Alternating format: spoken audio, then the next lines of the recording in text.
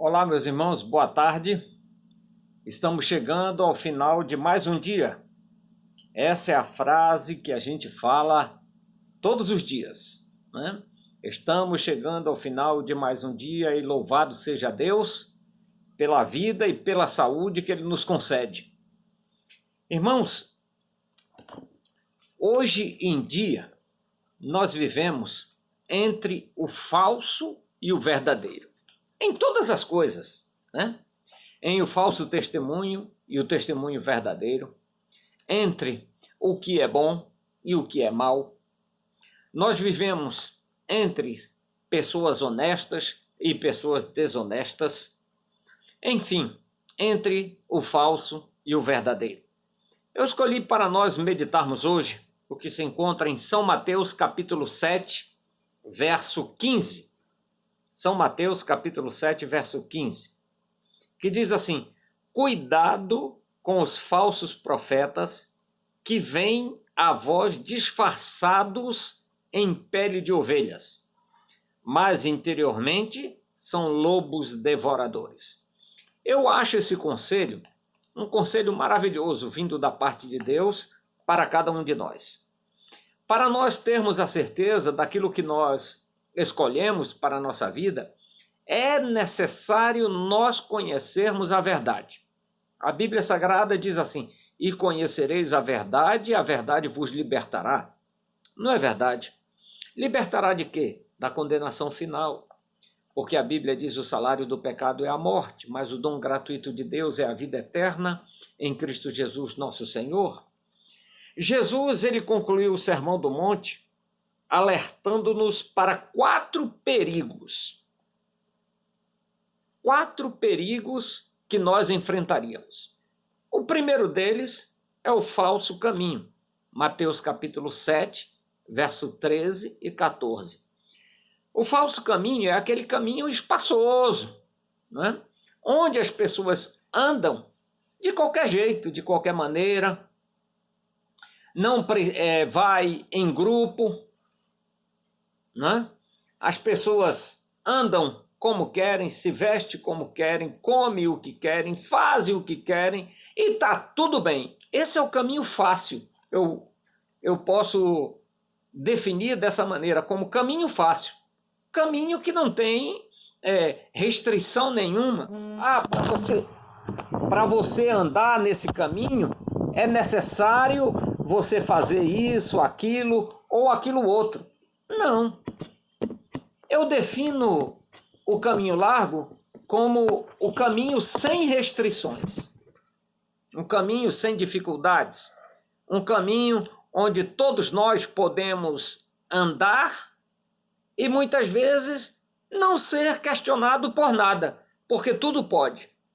Então esse é o falso caminho. E aqui a Bíblia Sagrada fala para nós, em São Mateus capítulo 7, verso 13 e 14, desse falso caminho. E diz que só há 2 caminhos: o estreito que conduz à vida e o largo que conduz à perdição. A Bíblia diz que o caminho estreito exige arrependimento, renúncia e fé. O caminho largo nada exige e tudo promete. Entrar pelo caminho largo é perecer. Entrar pelo estreito é ter vida eterna.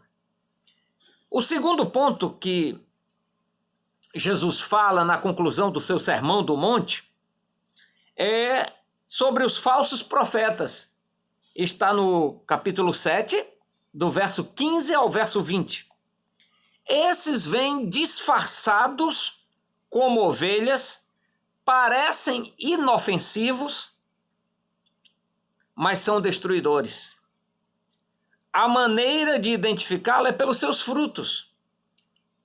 Como não podem colher bons frutos de uma árvore má, e nem figos de abrolhos, também os falsos profetas não podem produzir frutos que glorificam a Deus. Tudo o que procede dele é engano e acaba em destruição. Eles mesmos serão condenados como uma árvore má que é cortada e lançada no fogo. O terceiro ponto do Sermão do Monte, o qual Jesus Cristo conclui o sermão, ele vem falando dos falsos crentes. Em São Mateus capítulo 7, do verso 21 ao verso 23. Os falsos crentes são aqueles que apresentam grandes obras, mas não vivem em santidade. Profetizam, expelem demônios e realizam milagres, mas ao mesmo tempo praticam a iniquidade. Esses não pertencem a Jesus e serão lançados fora. E o quarto ponto, o qual Jesus Cristo conclui o Sermão do Monte, é falando sobre o falso fundamento. Lembra daquela casa que foi construída sobre a rocha e a que foi construída sobre a areia? O falso fundamento é quando nós construímos a nossa fé sobre a areia. E o falso fundamento é construído sobre a areia e não suporta chuva no telhado, vento contra a parede, nem rios sobre o alicerce. Seu fim é uma queda desastrosa. Andemos no caminho eterno, é o conselho de Deus para cada um de nós. Acautelemo-nos dos falsos profetas e sejamos verdadeiros crentes e construamos sobre o sólido fundamento. Falso ou verdadeiro? Vida ou morte? Bênção ou maldição? Cristo Jesus diz para nós: escolhei a vida para que vivas tu e a tua descendência.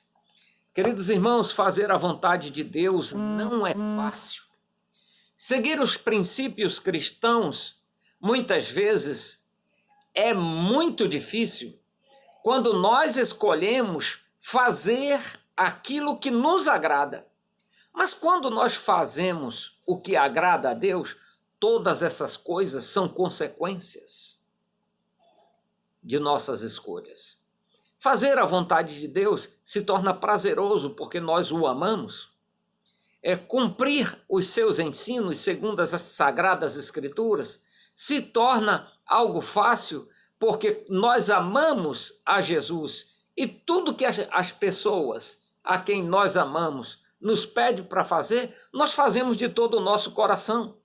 E andar no caminho estreito, mesmo que seja dificultoso, mesmo que seja não seja fácil andar no caminho estreito, mas nós andamos por quê? Porque é o nosso amigo que está pedindo. É o Senhor que quer nos salvar. E ele diz, olha, o caminho é meio pesaroso, é meio dificultoso, você vai encontrar empecilhos, mas no final do caminho você vai ter vida e vida eterna, vida em abundância. E Cristo Jesus, ele faz o apelo para nós: escolhei, pois, a vida para que vivas e tenha vida em abundância. Que eu e você possamos, pela graça de Deus, no findar de mais um dia, ao chegar à noite, possamos agradecer a Deus pelas bênçãos as quais ele proporciona para a nossa vida e vivermos de tal maneira que proporcione a nós salvação e vida eterna. Que o Senhor nos abençoe e nos guarde. E que o Senhor faça resplandecer o seu rosto sobre nós, tenha misericórdia de nós e nos dê a paz. Esse é o meu desejo e a minha oração, em nome do nosso Senhor e Salvador Jesus Cristo. Amém. Uma boa noite para você. Incline sua cabeça e falemos com o nosso Deus. Querido Deus, eterno Pai que está nos céus, obrigado, Senhor Jesus, por mais um dia que Tu nos concedeste. Nos faz, Senhor Jesus, trilhar os Teus caminhos e dirige-nos de tal maneira que possamos viver para o reino de Deus. É essa bênção que nós Te pedimos e Te agradecemos. Em nome de Deus Pai, Deus Filho e Deus o Espírito Santo. Amém. Uma boa noite para todos. A graça e a paz de nosso Senhor e Salvador Jesus Cristo. Amém.